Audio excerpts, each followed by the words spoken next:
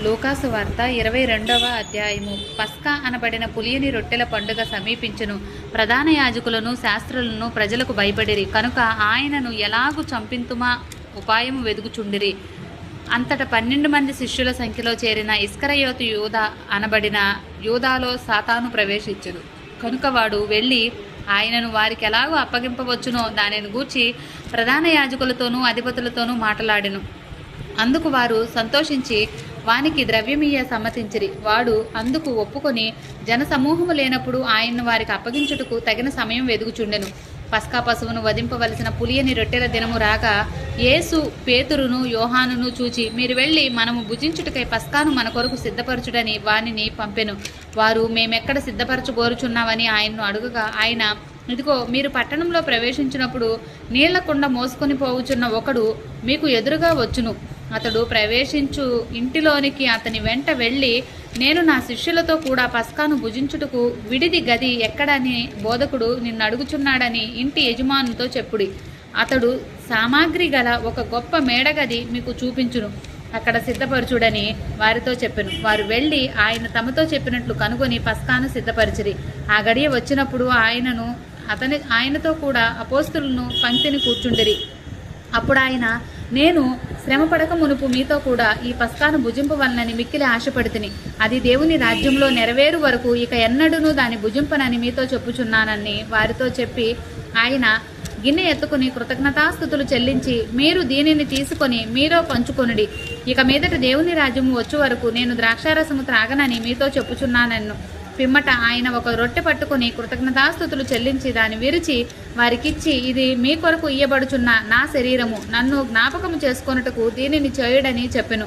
ఆ ప్రకారమే భోజనమైన తరువాత ఆయన గిన్నెయు పట్టుకొని, ఈ గిన్నె మీ కొరకు చిందింపబడుచున్న నా రక్తము వలన అయిన కొత్త నిబంధన. ఇదిగో నన్ను అప్పగించువాని చెయ్యి నాతో కూడా ఈ బల్ల మీద ఉన్నది. నిర్ణయించబడిన ప్రకారము మనిషి కుమారుడు పోవుచున్నాడు గాని ఆయన ఎవరి చేత అప్పగింపబడుచున్నాడో ఆ మనుషునికి శ్రమ అని చెప్పెను. వారు ఈ పనిని చేయబోవాడు ఎవడో అని తమలో తాము అనుకొనసాగిరి. తమలో ఎవడు గొప్పవాడుగా ఎంచబడునో అను వివాదం వారిలో పుట్టగా ఆయన వారితో ఇట్లనెను, అన్య జనములలో రాజులు వారి మీద ప్రభుత్వము చేయుదురు, వారి మీద అధికారము చేయువారు ఉపకారులు అనబడుదురు.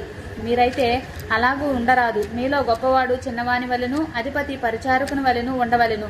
గొప్పవాడెవడు? భోజన పంక్తిని కూర్చుండువాడా, పరిచర్య చేయువాడా? పంక్తిని కూర్చుండువాడే కదా.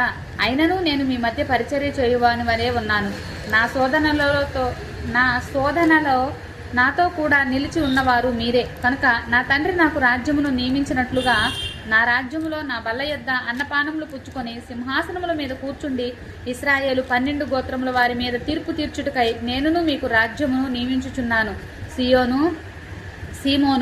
సీమోను, ఇదిగో సాతాను మిమ్మును పట్టి గోధుమల వలె జల్లించుటకు మిమ్మును కోరుకొనిను. కానీ నీ నమ్మిక తప్పిపోకుండానట్లు నేను నీ కొరకు వేడుకొంటిని. నీ మనసు తిరిగిన తర్వాత నీ సహోదరులను స్థిరపరచుమని చెప్పెను. అయితే అతడు, ప్రవ్వా, నీతో కూడా చెరలోనికి మరణమునకు వెళ్ళుటకు సిద్ధముగా ఉన్నానని ఆయనతో అనగా ఆయన, పేతురు, నీవు నన్నెరుగునని ముమ్మారు చెప్పు వరకు నేడు కోడి కూయదని నీతో చెప్పుచున్నానన్ను. మరియు ఆయన, సంచియు జాలియు చెప్పులను లేకుండా నేను మిమ్మల్ని పంపినప్పుడు మీకు ఏమైనా తక్కువ అయినా అని వారిని అడిగినప్పుడు వారు, ఏమీ తక్కువ కాలేదండ్రి. అందుకు ఆయన, ఇప్పుడైతే సంచి గలవాడు సంచియు జాలియు తీసుకుని పోవలెను, కత్తిలేనివాడు తన బట్ట నమ్మి కత్తి కొనుక్కొనవలెను. ఆయన అక్రమకారుల్లో ఒకనిగా ఎంచబడిను అని వ్రాయబడిన మాట నా యందు నెరవేరవలసి ఉన్నదని ఎలయనగా నన్ను గూర్చిన సంగతి సమాప్తమవుతున్నదని మీతో చెప్పుచున్నానన్ను. వారు, ప్రవ్వా, ఇదిగో ఇక్కడ 2 కత్తులున్నవనగా చాలునని ఆయన వారితో చెప్పెను. తరువాత ఆయన బయలుదేరి తన వాడుకు చొప్పున ఒలీవల కొండకు వెళ్ళగా శిష్యులను ఆయన వెంట వెళ్ళిరి. ఆ చోటు చేరి ఆయన వారితో, మీరు శోధనలో ప్రవేశింపకుండానట్లు ప్రార్థన చేయుడని చెప్పి వారి యొద్ద నుండి రాతివేత దూరం వెళ్ళి మోకాళ్ళుని, తండ్రి, ఈ గిన్నె నా యొద్ద నుండి తొలగించుటకు నీ చిత్తమైతే తొలగించుము, అయినను నా ఇష్ట ప్రకారము కాదు, నీ చిత్తమే సిద్ధించునుగాక అని ప్రార్థించెను. అప్పుడు పరలోకము నుండి ఒక దూత ఆయనకు కనబడి ఆయనను బలపరచెను. ఆయన వేదన పడి మరింత ఆతురముగా ప్రార్థన చేయగా ఆయన చెమట నేల పడుచున్న గొప్ప రక్త బిందువు వలె ఆయన ప్రార్థన చాలించి లేచి తన శిష్యుల యొద్దకు వచ్చి వారు దుఃఖము చేత నిద్రించుట చూచి మీరెందుకు నిద్రించుచున్నారు? శోధనలో ప్రవేశించుకున్నట్లు లేచి ప్రార్థన చేయడని వారితో చెప్పెను. ఆయన ఇంకనూ మాట్లాడుచుండగా ఇదిగో జనులు గుంపులుగా వచ్చి 12 మందిలో యూదా అనబడిన వాడు వారికంటే ముందుగా నడిచి యేసును ముద్దు పెట్టుకొనుటకు ఆయన యొద్దకు రాగా, యేసు, యూదా, నీవు ముద్దు పెట్టుకొని మనుష్య కుమారుని అప్పగించుచున్నావా అని వానితో అనగా, ఆయన చుట్టూ ఉన్న వారు జరగబోవు దాన్ని చూచి, ప్రభువా, కత్తితో నరుకుదమా అని ఆయన్ను అడిగిరి. అంతలో వారిలో ఒకడు ప్రధాన యాజకుని దాసుని కొట్టి వాని కుడి చెవి తెగ నరికెను. అయితే యేసు ఈ మట్టుకు తాళుడని చెప్పి వాని చెవి ముట్టి బాగు చేసెను. యేసు తన్ను పట్టుకొని వచ్చిన ప్రధాన యాజకులతోనూ దేవాలయపు అధిపతులతోనూ పెద్దలతోనూ, మీరు బందిపోటు దొంగ మీదకి వచ్చినట్టు కత్తులతోనూ గుదీలతోనూ బయలుదేరి వచ్చితరా? నేను అనుదినము మీ చెంత దేవాలయంలో ఉన్నప్పుడు మీరు నన్ను పట్టుకొనలేదు. అయితే ఇది మీ గడియయు అంధకార సంబంధమైన అధికారమును అనెను. వారాయన్ను పట్టి ఈడ్చుకుని పోయి ప్రధాన యాజకుని ఇంటిలోనికి తీసుకొని పోయిరి. పేతురు దూరముగా వారి వెనుక వచ్చుచుండెను. అంతట కొందరు నడుముంగిట మంట వేసి చుట్టూ కూర్చుండినప్పుడు పేతురును వారి మధ్యను కూర్చుండెను. అప్పుడు ఒక చిన్నది ఆ మంట వెలుతురులో అతడు కూర్చుండడు చూచి అతని తేరి చూచి వీడును అతనితో కూడా ఉండెనని చెప్పెను. అందుకు పేతురు, అమ్మాయి, నేను అతన్ని ఎరుగనన్ను. మరికొంత సేపటికి మరి ఒకడు అతని చూచి, నీవును వారిలో ఒకడవనగా పేతురు, ఓయి, నేను కానన్ను. ఇంచుమించు ఒక గడియైన తర్వాత మరి ఒకడు, నిజముగా వీడును అతనితో కూడా ఉండెను, వీడు గలిలయుడని దృఢముగా చెప్పెను. అందుకు పేతురు, ఓయి, నీవు చెప్పినది నాకు తెలియదనెను. అతడింకనూ మాట్లాడుచుండగా వెంటనే కోడి కూసెను. అప్పుడు ప్రభువు తిరిగి పేతురు వైపు చూచెను. కనుక పేతురు, నేడు కోడి కూయకు మునుపు నీవు ముమ్మారు నన్ను ఎరుగుదువని ప్రభువు తనతో చెప్పిన మాట జ్ఞాపకము చేసుకొని వెలుపలికి పోయి సంతాపపడి ఏడ్చెను.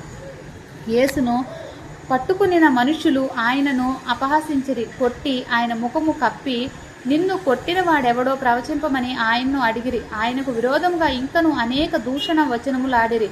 ఉదయము కాగానే ప్రజలు పెద్దలను ప్రధాన యాజకులను శాస్త్రులను సభకూడి ఆయనను తమ మహాసభలోనికి తీసుకుని పోయి, నీవు క్రీస్తువైతే మాతో చెప్పమనిరి. అందుకు ఆయన, నేను మీతో చెప్పిన ఎడల మీరు నమ్మరు, అదియూ కాక నేను మిమ్మును అడిగిన ఎడల మీరు నాకు ఉత్తరము చెప్పరు. ఇది మొదలుకొని మనుష్య కుమారుడు మహత్యము గల దేవుని కుడిపార్శ్వమున ఆసీనుడగునని వారితో చెప్పెను.